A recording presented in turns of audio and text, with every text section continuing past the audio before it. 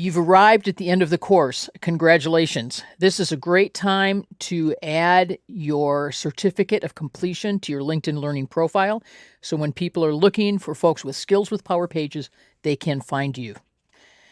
I have a few recommendations for related courses you might be interested in.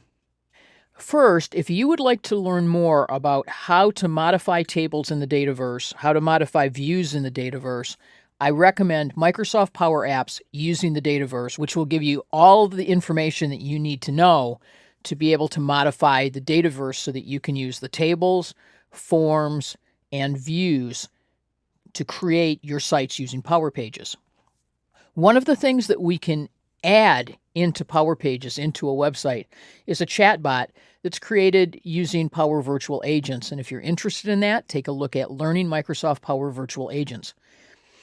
Finally, if you are working in the Power Pages space, you might also be interested in Power Apps because Power Pages used to be part of Power Apps. If you find yourself wanting to do more than sites and develop mobile apps instead, take a look at Power Apps Essential Training. It's truly been a privilege to create this course for you. You will find me very consistently on LinkedIn. Until our next time together, be well in the world.